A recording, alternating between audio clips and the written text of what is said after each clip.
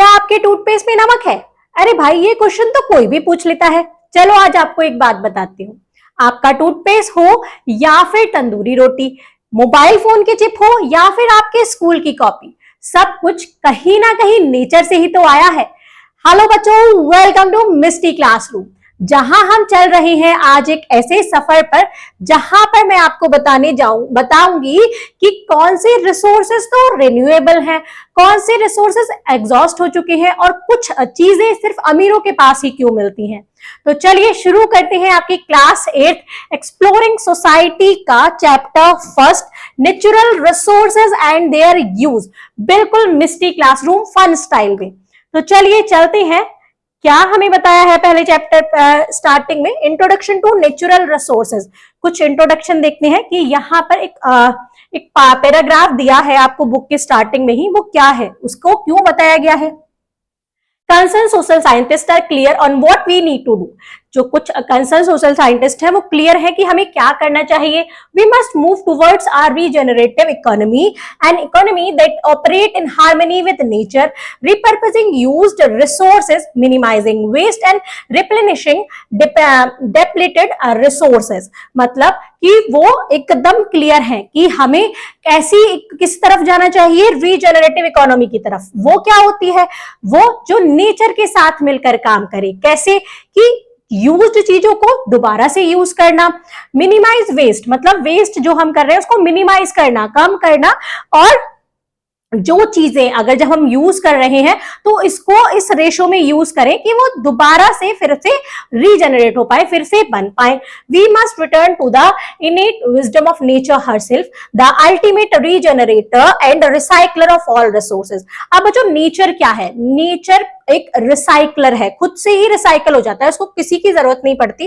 तो हमें इस तरीके से फिर से उस चीज पर रिटर्न होना पड़ेगा कि जब तक नेचर खुद से दोबारा चीज नहीं बना लेती तब तक उसको अच्छे से यूज करना पड़ेगा। मतलब ऐसा नहीं है कि वेस्ट कर रहे हैं हम चीजों को, एक बार यूज करके उसको फेंक दे रहे हैं। तो ऐसी इकोनॉमी की तरफ हमें बढ़ना होगा कि हम नेचर के साथ मिलकर काम कर पाए।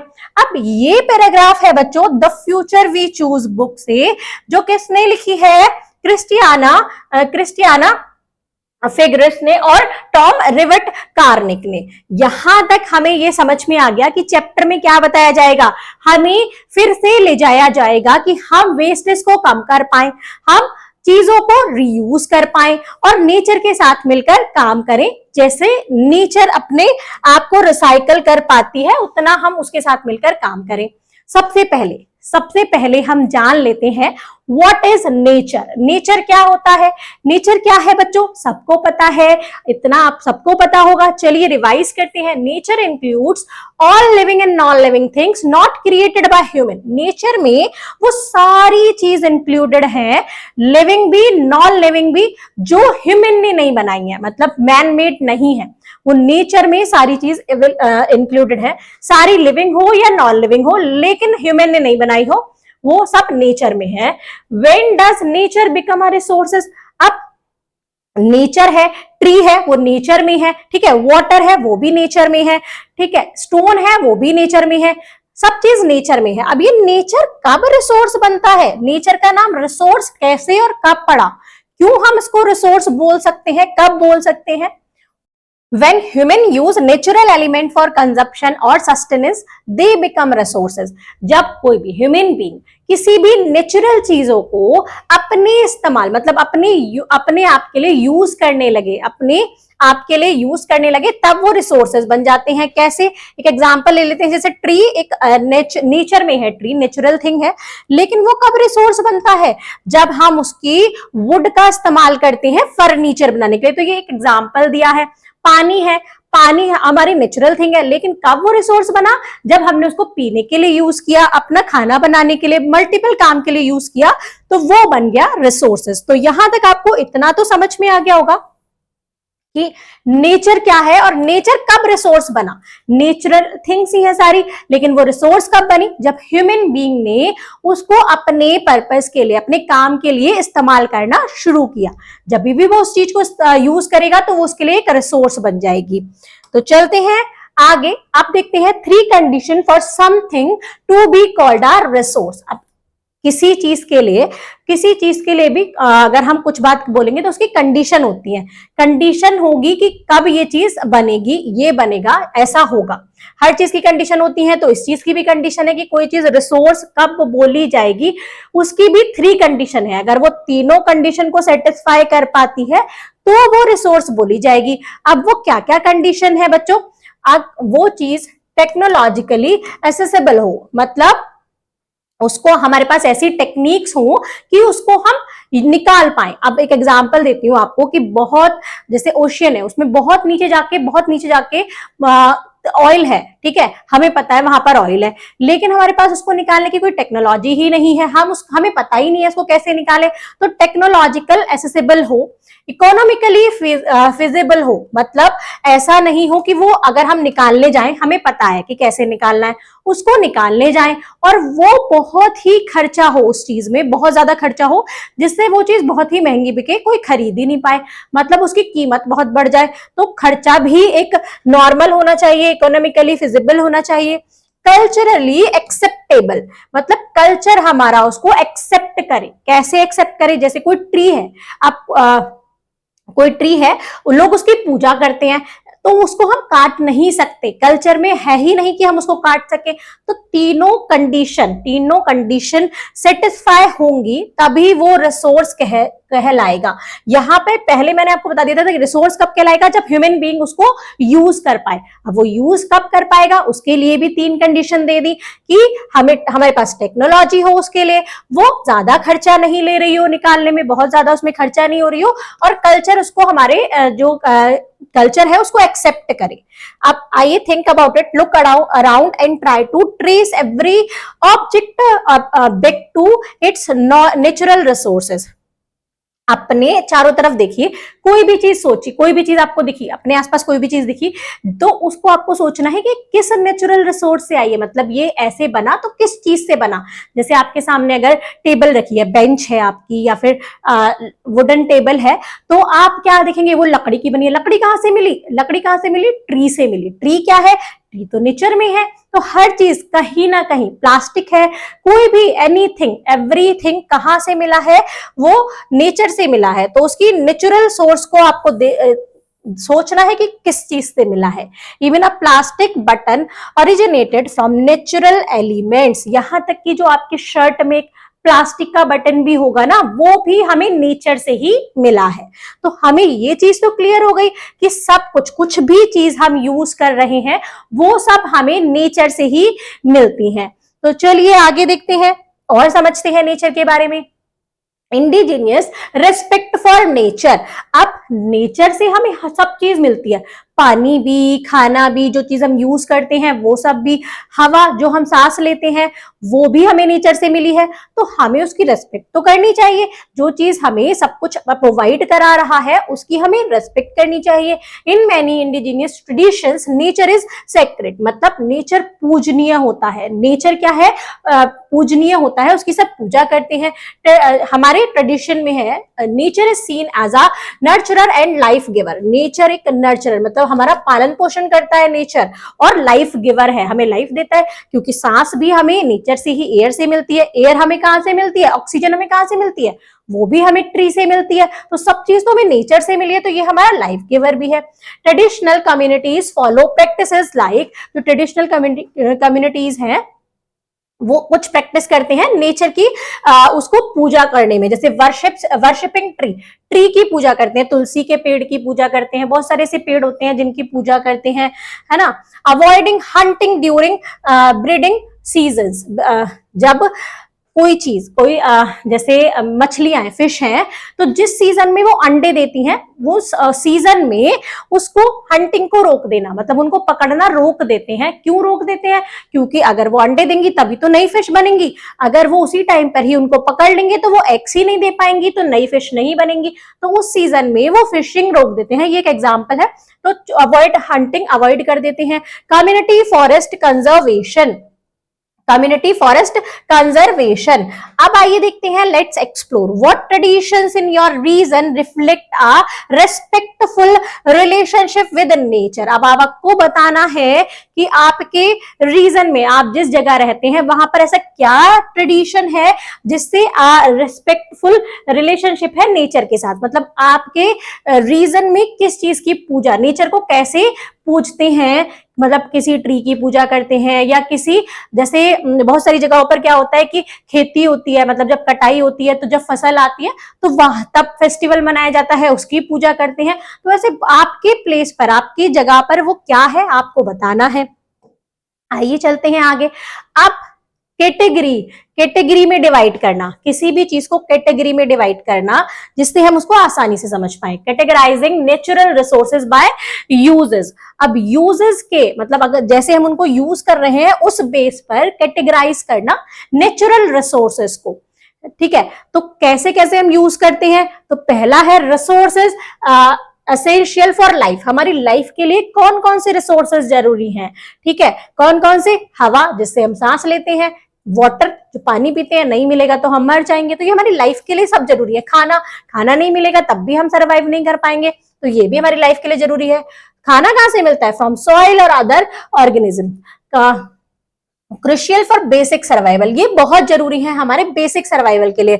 हमें हवा, पानी और खाना तो चाहिए ही, तभी तो हम सर्वाइव कर पाएंगे। तो ये किस कैटेगरी में आ गए, रिसोर्सेज असेंशियल फॉर लाइफ। हमारी लाइफ के लिए कौन कौन से रिसोर्सेज असेंशियल हैं, कौन से जरूरी हैं। दूसरी कैटेगरी देखते हैं, रिसोर्सेज फॉर मटेरियल। मटेरियल जो चीजें हम यूज करते हैं, जो मटेरियल हम यूज करते हैं उसके लिए कौन कौन सी रिसोर्सेज यूज की जाती हैं, जैसे वुड हो गया, मार्बल हो गया, कोल हो गया, गोल्ड, ये सब हम यूज करते हैं। वुड की चीजें, बहुत सारी चीजें बनती हैं, मार्बल की चीजें बनती हैं, coal, gold, use to build home, tools और आर्ट वर्क ETC। ये किस लिए यूज किए जाते हैं, होम्स बनाने में, टूल्स बनाने में और आर्ट वर्क में, ऐसे ये यूज किए जाते हैं। तो ये एज अ मटीरियल यूज कर रहे हैं हम इन्हें। तो ये एक दूसरा पार्ट हो गया, दूसरी कैटेगरी हो गई for resources for material. Next देख लेते हैं, रिसोर्सेज फॉर एनर्जी। अब एनर्जी के लिए भी रिसोर्सेज चाहिए, जैसे कोल है, पेट्रोलियम है, इससे हमारे ट्रांसपोर्टेशन सिस्टम चलता है पूरा पेट्रोल से। नेचुरल गैस है, ठीक है, विंड है, सनलाइट है। ये सनलाइट से हमें क्या मिलती है, सोलर एनर्जी भी मिलती है। ठीक है, विंड से भी हमें wind energy runs our home, transport और इंडस्ट्रीज। जो कौन सी, ये क्या करती हैं, ये हमारे होम्स के लिए, मतलब हमारे घर में इलेक्ट्रिसिटी चाहिए, ठीक है, ट्रांसपोर्टेशन के लिए पेट्रोलियम चाहिए, इंडस्ट्रीज चलाने के लिए ये सारी चीजें चाहिए। तो ये एनर्जी की कैटेगरी में आ गई। कौन सी, resources for energy, coal, petroleum, natural gas, wind, sunlight, ये सब हमें एनर्जी देती हैं किसी ना किसी भी फॉर्म में। तो ये 3 कैटेगरी हो गई जिसमें हमने कैटेगराइज किया यूजेस के आधार पर, मतलब हम उनको कैसे कैसे यूज करते हैं हमारी लाइफ के लिए। दूसरा हो गया मटेरियल के लिए, तीसरा हो गया एनर्जी के लिए। तो बहुत ही इजी है, पहले जो हम सरवाइव कर पाए, पहले तो हमारा ही सरवाइव करना बहुत जरूरी है, तो उसके लिए कौन कौन सी है, air, water and food. Next हो गया मटेरियल। अब जब हम सरवाइव कर पा रहे हैं तो हमें और चीजें भी चाहिए यूज करने के लिए, तो क्या मटेरियल चाहिए, हमें फर्नीचर चाहिए, हमें बहुत सारी क्या चाहिए, मार्बल, घर चाहिए रहने के लिए, तो गोल्ड यूज करते हैं, तो ये सब है मटेरियल। ठीक है, फिर अब हमारा घर बन गया, ठीक है, हम सरवाइव भी कर पा गए, हमारे घर और चीजें भी बन गई। अब हमें घर में रह रहे हैं, इलेक्ट्रिसिटी चाहिए, एक जगह से दूसरी जगह जाना है तो ट्रांसपोर्टेशन सिस्टम भी चाहिए। तो तीसरा कैटेगरी क्या हो गई बच्चों, एनर्जी से रिलेटेड, कि हमें एनर्जी कैसे मिलेगी। तो ये हमने कैटेगराइज किया नेचुरल रिसोर्सेज को अकॉर्डिंग टू देयर यूज।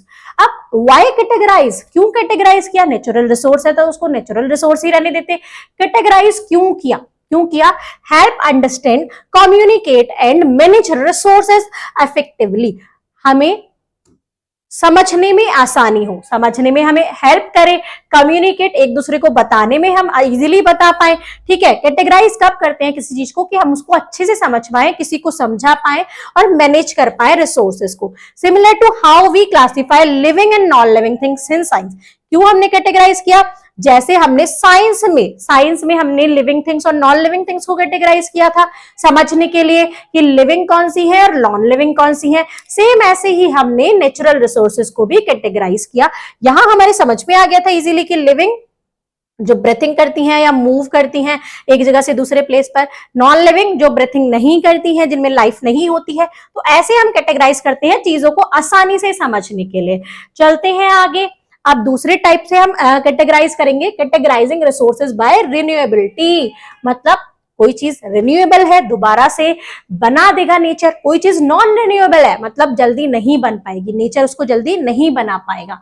तो इस आधार पे भी हम कैटेगराइज करने वाले हैं। तो सबसे पहले देख लेते हैं रिन्यूएबल रिसोर्सेस को। रिन्यूएबल मतलब जो जल्दी उसको नेचर फिर से बना पाए, मतलब नेचर में वो जल्दी ही रिन्यूएबल हो रही हैं। Replenish naturally if used wisely, मतलब नेचुरली वो दोबारा से बन पाए, दोबारा से उनको वो बना पाए नेचर। लेकिन कब? अगर हम उसको वाइजली यूज करें। वाइजली यूज क्यों बोला है? कोई चीज है, कोई भी चीज है, जैसे पानी है, हम उसको बहुत वेस्ट करे जा रहे हैं, तो एक तो कंडीशन आएगी ना कि वो पानी खत्म हो जाएगा। तो अगर हम वाइजली यूज करेंगे तो वो दोबारा से नेचर फिर से भर लेगा, तो हम उसको इजीली दोबारा भी यूज कर पाएंगे। जैसे एक एग्जांपल देते हैं कि आपके मम्मी पापा जॉब करते हैं, जैसे आपके पापा या मम्मी, तो सैलरी आती है, ठीक है, सैलरी आ गई, तो आप अगर उसको अच्छे से यूज करोगे तो आपका पूरा मंथ लास्ट तक वो सैलरी चलेगी, आप अच्छे से सर्वाइव कर पाओगे। एक कंडीशन ऐसी हो गई कि आपने वो 5 से 10 दिन में ही, 5 to 10 डेज में ही आपने पूरी सैलरी खत्म कर ली। मतलब आपने मूवी देख ली, चीजें खरीद ली, कपड़े खरीद लिए, वो सारा खर्च कर दिया। अब 20 डेज क्या करोगे? कुछ भी नहीं है, खाने के लिए कुछ नहीं है, ठीक है, कुछ भी नहीं है, आने तो कहीं जा भी नहीं पाएंगे अगर हमें ट्रांसपोर्टेशन का पैसा नहीं है, पेट्रोल के भरवाने के लिए पैसा नहीं है। तो हमें हर चीज को वाइजली यूज करना चाहिए, जिससे जब दोबारा सैलरी आए तो हमारे पास हम उस वहां तक सरवाइव कर पाए, और थोड़ा हम एडिशनल बचा के चले कि हम जब दोबारा, हो सकता है कि 1-2 दिन लेट आए, तो हम उसको वाइजली यूज करके चले। तो ऐसे ही नेचर के साथ है। एग्जाम्पल, सोलर एनर्जी, सन से आने वाली एनर्जी है, विंड एनर्जी है, वाटर है, फॉरेस्ट है। अगर हम इनको अच्छे से यूज करेंगे तो ये फिर से नेचर खुद से बना लेता है। जैसे सन एनर्जी है, सोलर सन से मिल रही है, तो सन की एनर्जी कहाँ इतनी जल्दी जा रही है, तो उसको हम अगर वाइजली यूज करेंगे। विंड एनर्जी है, वाटर है, वाइजली यूज करेंगे। फॉरेस्ट है, जैसे फॉरेस्ट क्या होता है बच्चों कि पेड़ों की कटाई अगर हम ज्यादा करें, जितना पेड़ आगे उग भी नहीं पा रहे हैं उससे ज्यादा हम उसको काट लें, तो क्या होगा? पेड़ तो खत्म हो जाएंगे, वो दोबारा उग के उतना बड़ा हो ही नहीं पा रहा है जितना ज्यादा हम उसको रेट में काट ले रहे हैं। तो वाइजली यूज करना is very important thing. Now nature cycle, अब देखो फॉरेस्ट भी रीजेनरेट करते हैं, सॉइल रिप्लेनिशेस होती है, रिवर फिल हो जाती है बारिश से, और ग्लेशियर, जब ग्लेशियर में आइस मेल्ट होती है, स्नो मेल्ट होती है, आइस मेल्ट होती है, तो पानी रिवर्स में आता है, रेन से पानी रिवर में भर जाता है। फॉरेस्ट जैसे एक पेड़ है, उससे कोई भी बीज गिरा तो दूसरा पेड़ उग गया, तो वो खुद से रीजेनरेट होता है, ठीक है। अब इंपॉर्टेंट क्या है इसमें, if used faster than nature restore they stop being renewable.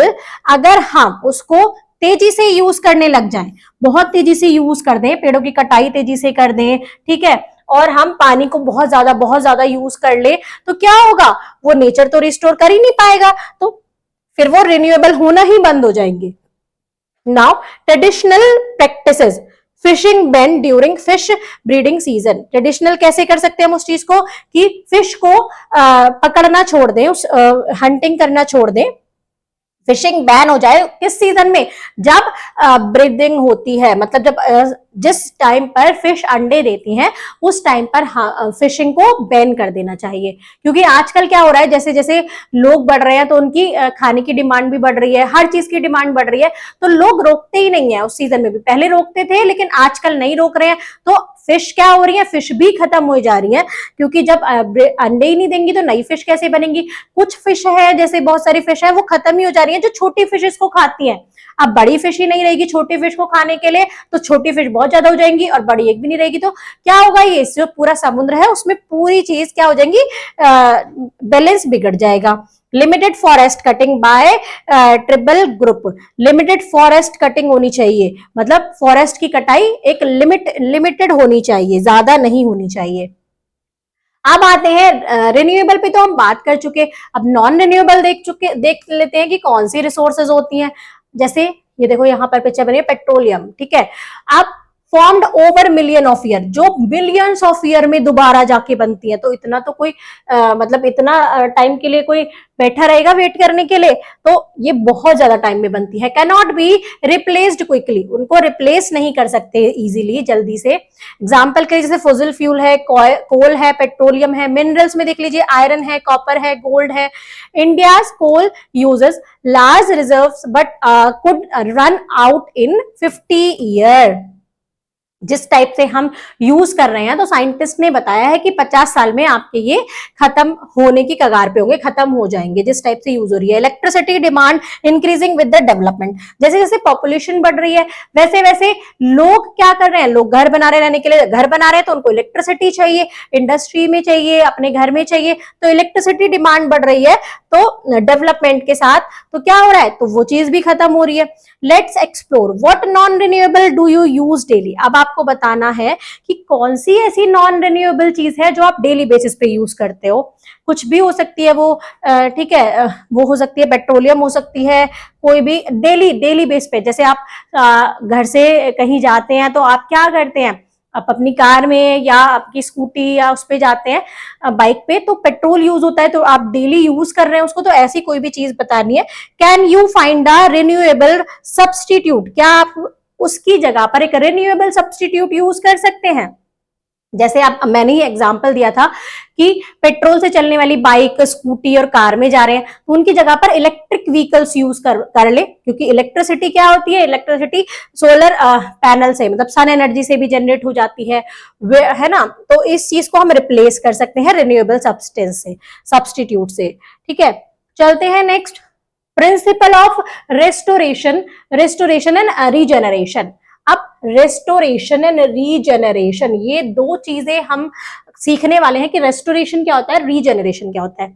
एक चीज आपको एग्जांपल के साथ समझाती हूँ कि जैसे कोई भी एक शॉपकीपर है, वो चावल बेचता है या फिर कोई भी XYZ गेहूं बेचता है, ठीक है। अब जब जैसे वो बेच रहा है, तो किसी ना किसी टाइम पर तो वो खत्म होगा, तो फिर से वो उसको भरेगा, रिस्टोर करेगा। तो वही नेचर के साथ होता है कि रेस्टोरेशन क्या होता है बच्चों, bringing back something to its healthy state. वो फिर से उतना भर लेगा, जैसे अगर उस पे 100 किलो गेहूं है, 100 किलोग्राम गेहूं है, तो खत्म हो गए तो 100 किलोग्राम फिर से भर लेगा, तो फिर से वो अपनी हेल्दी स्टेट पे आ गया। ऐसे ही सेम नेचर के साथ है। रेस्टोरेशन का मतलब ही होता है, रेस्टोरेशन मतलब bringing back something to its healthy state, restore करना, किसी चीज को फिर से उसी हेल्दी फॉर्म में लाना, ठीक है। अब आया वर्ड रीजनरेशन। रीजनरेशन क्या होता है, nature's ability to create new life. एक एग्जांपल देखिए, नेचर में कितनी एबिलिटी होती है रीजनरेट। जनरेशन से ही मतलब समझ में आ गया होगा कि अपनी जनरेशन को बढ़ाना। नेचर में एक ट्री है, ट्री से एक सीड गिर गया, बीज गिर गया, अब उसने भी एक पेड़ ग्रो कर लिया। तो ये नेचर में एबिलिटी है कि वो खुद से ही क्या करती है, रीजनरेट कर पाती है, रीजनरेशन हो जाता है नेचर का। नेचर में एबिलिटी है न्यू लाइफ को क्रिएट करने की, जैसे ह्यूमन बीइंग में है न्यू लाइफ क्रिएट करते हैं, ऐसे ही नेचर में भी है। फॉर एग्जाम्पल लेते हैं, एक फॉलन ट्री है, वो एक पेड़, समझिए एक पेड़ टूट गया, become food for fungi and insect and it is soil, new tree grow from seeds. आप देखो, अब एक किसी भी तरह से एक फॉरेस्ट में एक पेड़ गिर गया, क्या हुआ, पेड़ गिर गया, वहां पर वो खराब हो गया पेड़, लेकिन उस खराब पेड़ से ही क्या क्या चीज अच्छी होंगी कि वो फंगाई और इंसेक्ट के लिए फूड बनेगा पहले, फिर वो सॉइल में मिलके उसको उसकी क्वालिटी बढ़ाएगा, एनरिच करेगा उसको, न्यू ट्रीज ग्रो कर जाएंगे, जो उसके बीज गिरे होंगे जहां पर भी, तो उस जगह पर न्यू ट्री ग्रो कर जाएंगे। तो कितनी सारी चीज, एक चीज खराब होने पर भी कितनी सारी चीज अच्छी हो गई। ह्यूमन इंटरफेरेंस देखते हैं, ओवर हार्वेस्टिंग टिम्बर, टिम्बर का जो ओवर हार्वेस्टिंग हो रही है, ज्यादा कटाई हो रही है, उसका ह्यूमन इसमें क्या कर रहा है, ह्यूमन ये सब चीजें कर रहा है। इंडस्ट्रियल पोल्यूशन, जो इंडस्ट्री से पोल्यूशन हो रहा है वो भी ह्यूमन बीइंग के द्वारा हो रहा है। Glacier melt from climate change, अब चीजें देखो बदल रही हैं, जैसे पेड़ों की कटाई ज्यादा हो रही है, पॉपुलेशन ज्यादा बढ़ रही है, तो क्लाइमेट चेंज भी हो रहा है। अब क्लाइमेट चेंज हो रहा है तो ग्लेशियर से, जो ग्लेशियर्स है ना बच्चों, वो मेल्ट जल्दी हो रहे हैं, जल्दी मेल्ट होंगे तो ज्यादा पानी आ जाएगा, फिर वो खत्म हो जाएंगे एक टाइम पर। तो ये सब ह्यूमन की एक्टिविटी है जिससे नेचर डिस्टर्ब हो रहा है। Now let's explore what activities around you are harming nature's ability to regenerate। आपको अपने चारों तरफ देखना है और पता लगाना है कि कौन सी ऐसी एक्टिविटी हो रही है जो नेचर की एबिलिटी को डिस्टर्ब कर रही है, उसको हार्म पहुंचा रही है। ऐसी चीज आपको अपने आसपास देख के पता लगानी है। जैसे यहाँ पर मैंने आपको कुछ एग्जाम्पल दिए हैं, ऐसे आप भी ऑब्जर्व कीजिए और अपनी नोटबुक में उसको लिखिए। अब आते हैं हम नेक्स्ट पॉइंट पर। नेक्स्ट क्या है बच्चों? Ecosystem function and services. Ecosystem function और इकोसिस्टम सर्विसेज क्या होती हैं? हमने रेस्टोरेशन और रीजेनरेशन सीख लिया, हम पहुंच गए इकोसिस्टम फंक्शन और इकोसिस्टम सर्विसेज पर। अब देखिए इकोसिस्टम फंक्शन क्या होता है, चीजें शब्द से ही, वर्ड से ही हमें समझ में आ जाती है।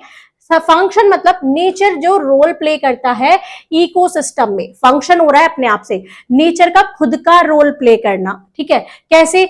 ट्री क्या करते हैं? ऑक्सीजन देते हैं, तो ये नेचर खुद से ही तो कर रहा है। फॉरेस्ट क्या करते हैं? सॉइल को पकड़े हुए हैं, होल्ड करे हुए हैं, उसको बिखरने नहीं देते।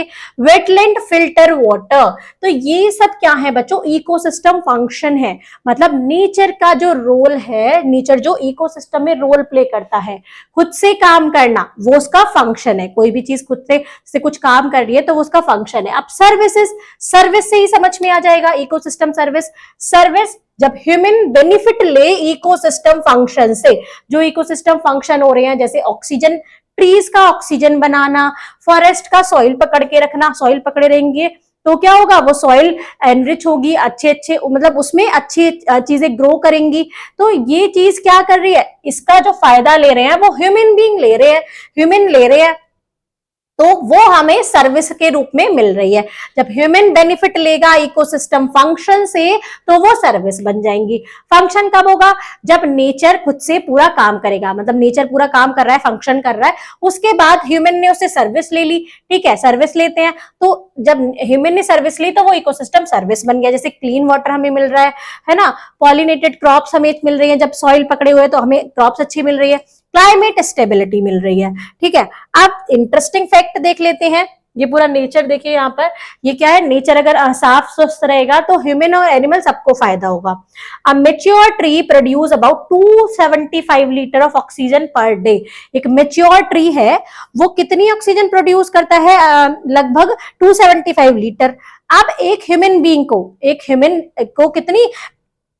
अप्रोक्सीमेटली 350 लीटर्स ऑक्सीजन चाहिए पर डे उसको सांस लेने के लिए। तो देखिए एक ट्री भी एक पर्सन की जो नीड है उसको पूरा नहीं कर पा रहा, मतलब हमें और 1 से 1.5 ट्री एक पर्सन की एक दिन की नीड पूरी कर पा रहा है।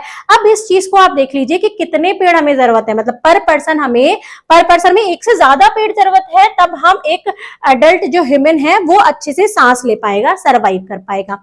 अगर पेड़ और भी कम हो जाएंगे, ह्यूमन बीइंग ज्यादा हो जाएंगे, पॉपुलेशन ज्यादा हो जाएगी, तो लोगों को सरवाइव करने में ही प्रॉब्लम हो जाएगी। चलते हैं नेक्स्ट, आगे देखते हैं unequal distribution and its effect. अब देखिए बच्चों, नेचर है, ये किसी इंसान ने तो बनाया ही नहीं है, तो नेचर को पता ही नहीं है कि इसकी बाउंड्री कहाँ है, मतलब हम किसी कंट्री की बाउंड्री कहाँ है, किसी स्टेट की बाउंड्री कहाँ है। तो नेचर बच्चों अनइक्वल डिस्ट्रीब्यूटेड है, कहीं पर कोई चीज ज्यादा है, कहीं पर कोई चीज ज्यादा है। कोई चीज ऐसी जगह पर भी है जो 2 स्टेट या 2 कंट्री की बाउंड्री में आ रही है। कोई रिवर है वो फ्लो करके जा रही है, बहुत 4 से 5 स्टेट से फ्लो करके जा रही है, तो नेचर को क्या पता कि यहाँ पर स्टेट की ये वाली जो बाउंड्री है वो खत्म हो गई, दूसरे स्टेट की शुरू हो गई। वो तो नेचर है, भगवान नेचर ने दिया है। तो क्या होता है उस चीज से? अनइक्वल डिस्ट्रीब्यूशन है, कुछ चीज कहीं पर है, कुछ चीज कहीं पर है, तो उसके क्या इफेक्ट पड़ता है, उससे क्या क्या प्रॉब्लम्स आती हैं अनइक्वल डिस्ट्रीब्यूशन से। Resources are not equally distributed across earth. पूरी अर्थ पर जो रिसोर्सेज है वो इक्वली डिस्ट्रीब्यूटेड नहीं है। तो उससे क्या होता है, सेटलमेंट पैटर्न बदलता है, ठीक है, कॉन्फ्लिक्ट होते हैं उसको बंटवारे में। जैसे एक चीज है यहाँ पर भी है, वो यहाँ पर भी है, ये वाली चीज यहाँ पर समझ लीजिए, यहाँ पर भी ऑयल है, यहाँ पर देख लीजिए, ये 2 स्टेट है, यहाँ पर भी ऑयल है, ठीक है, यहाँ पर भी ऑयल है। अब दोनों स्टेट में क्या होगा बच्चों, लड़ाई होगी कि ये हमारा हक है या हमारा हक है। अर्थ के नीचे जाके कोई भी रिवर है, यहां से यहां तक फ्लो कर रही है, ये वाला स्टेट है, ये वाला स्टेट है, यहाँ पर स्टेट अलग अलग हो गए। अब ये लड़ेंगे, ये कॉन्फ्लिक्ट होगा इनमें कि हम इसको ज्यादा यूज करें, पीछे से जहां से आ रही है वो ज्यादा यूज कर लेंगे तो आगे वाले प्रॉब्लम करेंगे। तो रिवर्स के लिए, मिनरल्स के लिए उनके शेयरिंग में प्रॉब्लम होती है। ट्रेड और इंडस्ट्रीज में भी प्रॉब्लम होती है। जैसे एग्जांपल दिया है, कावेरी रिवर का जो वाटर है वो कहां से होकर जाता है, कर्नाटका, तमिलनाडु, केरला, पुदुचेरी। तो वहां के लोगों में भी डिस्प्यूट होता है, वहां पर मैनेजमेंट को देखना पड़ता है, गवर्नमेंट को देखना पड़ता है कि इस चीज को कैसे डिस्ट्रीब्यूट करे, कितना कितना पार्ट कौन कौन यूज करेगा। इम्पैक्ट क्या होता है, लोकल एम्प्लॉयमेंट में क्या होता है जो इम्पैक्ट पड़ता है, अर्बनाइजेशन में, एनवायरमेंटल डिग्रेडेशन में। अब एक्सप्लोर करना है आपको। मार्क मिनरल और forest area on a map, what economic activities depend on them. आपको मार्क करना है मिनरल्स को और फॉरेस्ट एरिया को मैप में। तो ये चीज आपको 7th में मैप में, पॉलिटिकल मैप में आप सीख के आए हैं, तो आपको क्या करना है, वहां मार्क करना है मिनरल्स कहाँ कहाँ पर है, फॉरेस्ट कहाँ कहाँ पर है, और उसका क्या इफेक्ट पड़ता है, economical activities depends on them. कौन कौन सी इकोनॉमिकल एक्टिविटीज उन पर डिपेंड रहती हैं, ये चीज आपको बतानी है। तो बुक में एक आपको डायग्राम दिया है, वहां पर से आप क्या ले सकते हैं, वहां पर बताया गया है कि ऑयल कहाँ कहाँ पर है और आयरन ओर कहाँ कहाँ पर है। तो इस टाइप से आपको एक डायग्राम तैयार करना है मैप के साथ। चलते हैं आगे। आगे है द नेचुरल रिसोर्स कर्स। अब कर्ज कब बनता है, नेचुरल रिसोर्सेस कर्ज कब बन जाती हैं, हमारे लिए अभिशाप कब बन जाती हैं। कोई चीज अगर अच्छी है तो वो चीज बुरी भी हो सकती है, वो कब हो सकती है, ये नेचुरल रिसोर्सेस के बारे में बताया जाएगा।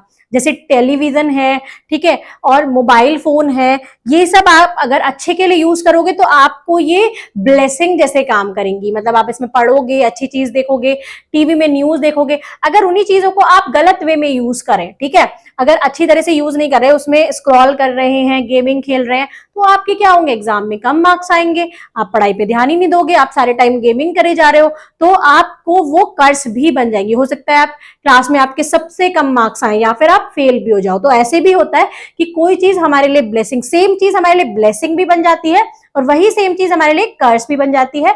डिपेंड करता है कि हम उसको कैसे यूज कर रहे हैं। टीवी, मोबाइल फोन, यही एग्जाम्पल्स हैं। नेचुरल रिसोर्सेज के चीज में देखते हैं, paradox of plenty. Countries rich in natural resources often face slower development. अब बहुत सारी कंट्रीज हैं बच्चों, बहुत सारी कंट्रीज हैं जिनके पास बहुत सारी अच्छी अच्छी नेचुरल रिसोर्सेज हैं, लेकिन वो फिर भी उनका डेवलपमेंट बहुत स्लो हो रहा है, इकोनॉमिकली वो बहुत पीछे हैं। May rely too much on extraction without investing in industries. अब क्या कर रहे हैं, चीजें निकाल रहे हैं, इंडस्ट्रीज बना ही नहीं रहे जो उनको यूज कर पाए, जो ट्रांसपोर्ट कर पाए ऐसी जगह पर, उनसे अच्छी तरह से कमाई नहीं कर पा रहे, मतलब उनकी कोई प्लानिंग ही नहीं है। तो वो चीज क्या करती है, वो चीज वहां उस कंट्री में या उस स्टेट में स्लोअर डेवलपमेंट होता है। लेकिन इंडिया ने क्या किया हुआ है, इंडिया सक्सेस इस चीज में क्या है कि उन्होंने इन्वेस्ट किया गया है, कर रखा है ऐसी टेक्नोलॉजी में, और स्किल्ड लेबर वहां पर रख रखी है जो उस चीज को यूज कर पाए। इंडस्ट्रीज बना रखी हैं जिससे वो चीज यूज हो और जहां पर उसकी डिमांड है वहां पर वो पहुंचाई जाए, जिससे हमें क्या मिले, बेनिफिट मिले उस चीज को निकालने का। बिल्ड इंडस्ट्रीज अराउंड रिसोर्सेज, जहां पर रिसोर्सेज है वहां के आसपास इंडस्ट्रीज बना रखी हैं।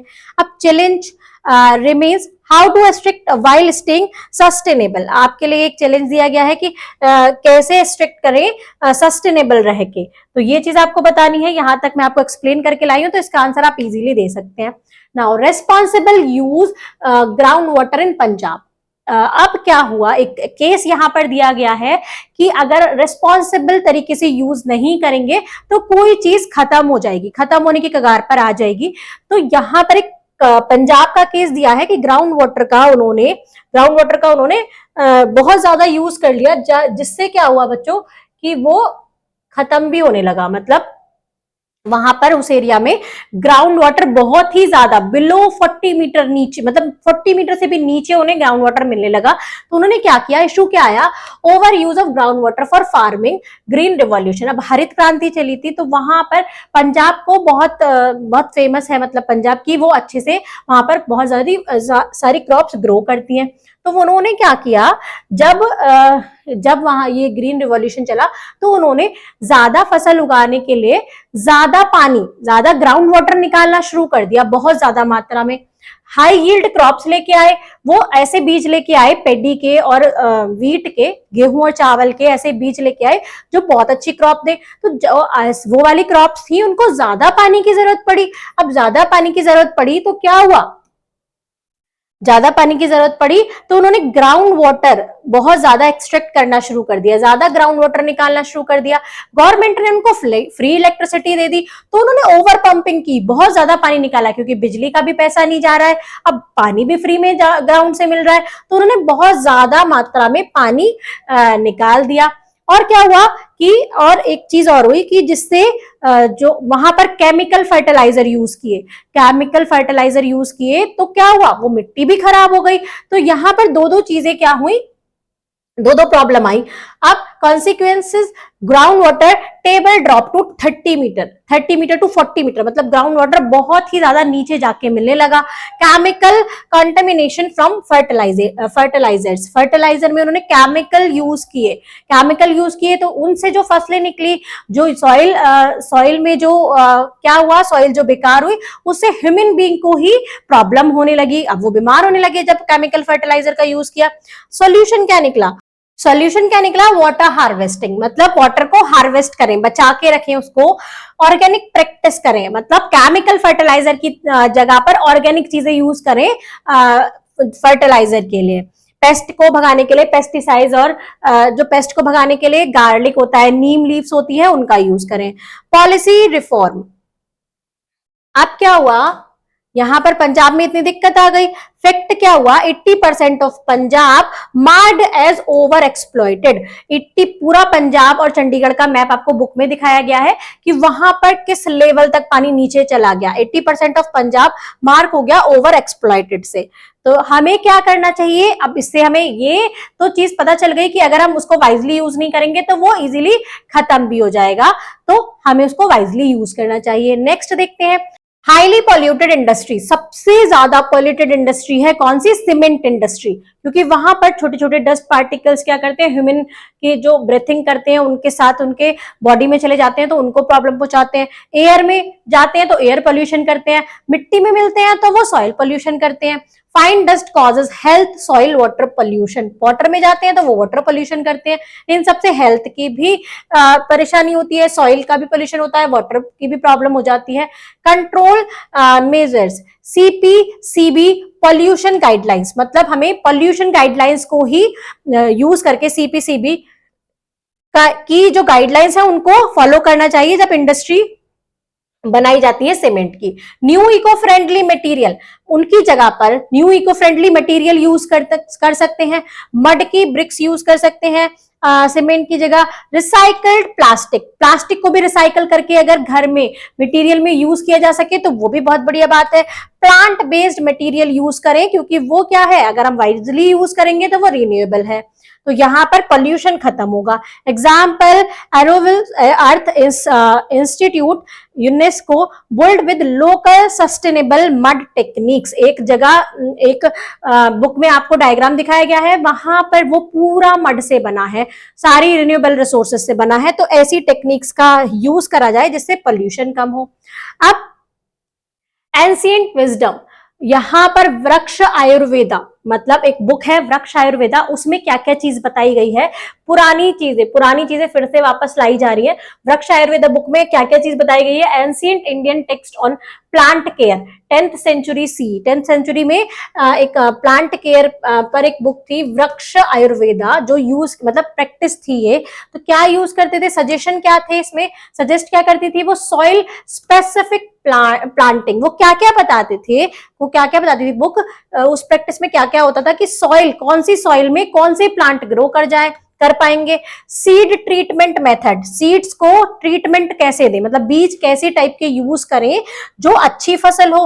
वाटर मैनेजमेंट के बारे में, नेचुरल पेस्ट रिपेलेंट्स के बारे में, मतलब जो हम केमिकल यूज करते हैं उनकी जगह पर नेचर में, मतलब जो नेचर में अवेलेबल है, जैसे गार्लिक हुआ, नीम लीव्स हुई, इन सब का यूज करके पेस्ट को भगाया जाए। सस्टेनेबल प्रैक्टिस क्या हो सकती है, क्रॉप को रोटेशन, मतलब ये सब भी इसी बुक में बताया गया था, क्रॉप रोटेशन, जैसे एक के बाद कौन सी, इसके बाद कौन सी फसल उगाएं जिससे जो सॉइल है उसका मॉइस्चर बना रहे, उसकी सारी क्वालिटी बनी रहे, वो खराब नहीं हो।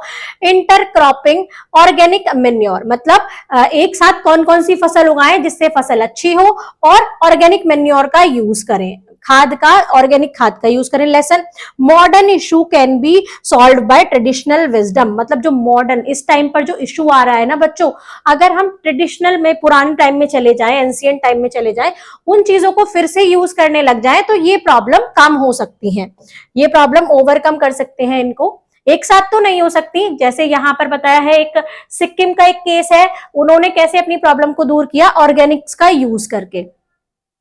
Organic revolution in Sikkim, Sikkim में कैसे आया ऑर्गेनिक रिवॉल्यूशन, एक केस स्टडी है कहाँ की, पेमा की फैमिली के फार्म की, पेमा के फैमिली का फार्म था एक सिक्किम में, तो उन्होंने क्या किया, अब जैसे जैसे फसल क्या हो रही थी, उनकी मिट्टी खराब हो रही थी, चीजें प्रॉब्लम कर रही थी, तो उनको इशू आ रहा था, तो गवर्नमेंट ने एक स्कीम चलाई कि जो ऑर्गेनिक फार्मिंग की तरफ जो जाएगा तो गवर्नमेंट उनको हेल्प करेगी, तो उन्होंने भी क्या किया, उन्होंने भी स्विच कर दिया ऑर्गेनिक के लिए। After depth and poor yield, used composed, Neem spray, crop rotation, soil reservoir in 5 year, 5 साल तक उन्होंने ये पूरी प्रैक्टिस की। क्या प्रैक्टिस की, उन्होंने ऑर्गेनिक चीजों का यूज किया, ऑर्गेनिक फार्मिंग की, जो पेस्टिसाइड थे वो नीम यूज किया उनकी जगह, क्रॉप रोटेशन किया कि किसके बाद कौन सी क्रॉप ग्रो करे, और सॉइल को रिकवर कर लिया 5 ईयर में। उनकी सॉइल 5 साल में इतनी बढ़िया हो गई कि फसल उनकी बहुत अच्छी होने लगी। रिजल्ट क्या निकला, उनकी इनकम हायर हो गई, बायोडाइवर्सिटी रिटर्न हो गई, बिकम अ टूरिस्ट मॉडल। अब सिक्किम में धीरे धीरे पूरा वो 100% ऑर्गेनिक फार्मिंग होने लगी वहां पर, तो वहां पर इनकम भी ज्यादा हो गई फार्मर्स की, बायोडाइवर्सिटी फिर से रिटर्न हो गई, मतलब जो पेड़, जो पक्षी थे, पशु पक्षी फिर से वापस वहां पर आकर रहने लगे, और जो वहां के टूर, मतलब लोग दूर दूर से देखने आने लगे कि कैसा मॉडल है ये, मतलब कैसा मॉडल है, उस मॉडल को देखने के लिए, ऑर्गेनिक मॉडल को देखने के लिए वहां पे टूरिज्म भी बढ़ गया। फैक्ट क्या हुआ, इन 2016 Sikkim became India's first 100% organic state. 2016 में इंडिया फर्स्ट 100% ऑर्गेनिक स्टेट बन गया, तो इसीलिए इन्होंने प्रैक्टिस की। तो ऐसा अगर सारे स्टेट में होगा तो सब सारे स्टेट भी ऑर्गेनिक स्टेट बन सकते हैं। तो चलिए चलते हैं रिन्यूएबल एनर्जी इंडियाज लीडरशिप, यहां पर देखते हैं इंटरनेशनल सोलर अलायंस ISA क्या इंडिया और फ्रांस ने मिलकर स्टार्ट किया 2015 में, जिसमें उन्होंने किस चीज को सपोर्ट किया, sun rich nation to use solar power, जहां पर सनलाइट पूरे ईयर अच्छी खासी आती है, वहां पर उन्होंने सपोर्ट किया sun rich nation solar power को यूज करने के लिए। बादला सोलर पार्क राजस्थान में, वहां पर बहुत अच्छा सन एनर्जी होती है। One of the largest solar park in the world, जो क्या है, one of the largest solar park है पूरे वर्ल्ड में। इंडिया का क्या रोल था बच्चों इसमें, फाइनेंसिंग सोलर प्रोजेक्ट ग्लोबली। अब ट्रेनिंग इन सोलर टेक, अब सोलर को, जैसे सोलर प्लेट लग रही है, इलेक्ट्रिसिटी सन से जनरेट की जा रही है, तो उन्होंने सपोर्ट किया लोगों को कि जो सोलर प्लेट्स लगाएंगे उनको फाइनेंशियली भी वो सपोर्ट करेंगे और उनको ट्रेनिंग भी देंगे सोलर टेक के लिए। तो ऐसे सोलर प्लेट्स जो सन से एनर्जी ले और वो इलेक्ट्रिसिटी जनरेट कर पाए। गोल क्या हुआ, shift from coal to clean energy. हम कहां से, कोल से शिफ्ट होके कहां पर पहुंच गए, क्लीन एनर्जी पर पहुंचते चले जाएंगे अगर हमारा ये 100% सोलर एनर्जी यूज होने लगी। आइए चलते हैं आगे, access and equality in resources. Unfair access देखिए बच्चों, poorer communities lack clean air, water and electricity. जो पुअरर कम्युनिटीज हैं उनको क्लीन एयर भी नहीं मिलती, क्लीन वाटर भी, और इलेक्ट्रिसिटी भी नहीं मिलती। लिव नियर पॉल्यूटेड फैक्ट्रीज, और जो कहां पर रहते हैं, पॉल्यूटेड फैक्ट्रीज के पास रहते हैं, अनसेफ जोन में रहते हैं। अब देखिए बच्चों, भागवत गीता का एक लेसन बताया गया है आपके चैप्टर में, लोक संग्रह में, act for the good of all, मतलब सिर्फ अपने अच्छे के बारे में नहीं सोचना है, हमें सबके बारे में सोच के चलना है। कैसे? ये दिया गया है, भागवत गीता का लेसन है लोक संग्रह में, कि सिर्फ अपने बारे में नहीं सोचे, गुड फॉर ऑल, सबके अच्छे के लिए, सबके भले के लिए सोचना चाहिए। अब इसमें हमारा रोल क्या हो सकता है? Be responsible user and protector of nature.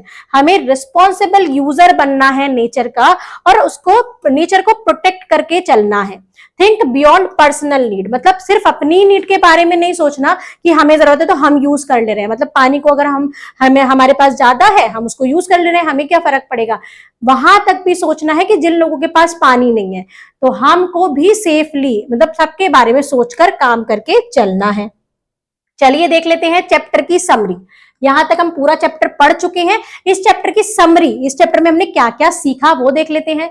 Natural resources are elements of nature useful to human. Natural resources क्या होते हैं? नेचुरल रिसोर्सेज वो एलिमेंट्स हैं जो नेचर, ह्यूमन बीइंग यूज करता है नेचर से। एलिमेंट्स है नेचर के जो ह्यूमन बीइंग यूज कर पाते हैं, ठीक है। Can be classified by uses and renewability, उनको क्लासिफाई किया हमने उनके यूजेस के अकॉर्डिंग और रिन्यूएबिलिटी के अकॉर्डिंग। अनइक्वल डिस्ट्रीब्यूशन देखा, अफेक्ट, जिससे क्या हुई? लाइफ अफेक्ट हुई, इकोनॉमी अफेक्ट हुई, और पॉलिटिक्स। मिसयूज, जो मिसयूज लीड्स टू पॉल्यूशन, अगर हम मिसयूज करेंगे, जैसे पंजाब में मिसयूज किया तो पॉल्यूशन होगा, से रिसोर्सेज एग्जॉस्शन होगा और कॉन्फ्लिक्ट होंगे। Stewardship and wise planning are crucial, मतलब अच्छे से प्लानिंग करना बहुत जरूरी है। जैसे सिक्किम में हुआ, वो अच्छे से उन्होंने प्लानिंग करके चला, तो वो बहुत ही जरूरी है। Now let's remember, nature doesn't need us, मतलब नेचर को हमारी जरूरत नहीं है, लेकिन but we can't live without nature, लेकिन हम नेचर के बिना नहीं जी सकते। मतलब नेचर, अगर हम नहीं होंगे तो नेचर को कोई फर्क नहीं पड़ेगा, लेकिन नेचर नहीं होगा तो हम सरवाइव नहीं कर पाएंगे, हमारी लाइफ पॉसिबल ही नहीं है without nature. Let's use her gift responsibility, तो आपको जो गिफ्ट मिल रहा है नेचर से, उसको एज अ रिस्पॉन्सिबिलिटी लो, उसका अच्छे से यूज करो, वाइजली यूज करो, जिससे वो आगे भी आपको ऐसे ही गिफ्ट देता रहे, मतलब आपको नेचर ऐसे ही मिलता रहे। तो यहां पर आपकी वीडियो कंप्लीट हो चुकी है, आपने पूरा चैप्टर कंप्लीट समझ लिया है। नेक्स्ट वीडियो में हम मिलेंगे अपने नोट्स के साथ, इंपॉर्टेंट क्वेश्चंस के साथ, और अगर आप क्वेश्चन आंसर चाहते हैं और नोट्स चाहते हैं चैप्टर के, तो जल्दी से टेलीग्राम चैनल ज्वाइन कर लीजिए, लिंक डिस्क्रिप्शन में मिलेगा, वहां पर आपको सारे सब्जेक्ट के नोट्स भी प्रोवाइड किए जाएंगे। अब आपको समझ में आ चुका है कि नेचर को हमें कैसे यूज करना है वाइजली। जल्दी से लाइक कर दीजिए, कमेंट कर दीजिए, जो भी चीज समझ में आई है, जो भी नहीं समझ में आई वो कमेंट सेक्शन में लिखना है, वीडियो को शेयर करना है अपने प्यारे प्यारे दोस्तों के साथ, और चैनल को सब्सक्राइब करना है मिस्टी क्लासरूम को, क्योंकि यहाँ पर स्टडी होती है मजेदार तरीके से। मिलते हैं नेक्स्ट वीडियो में, तब तक के लिए बाय बाय।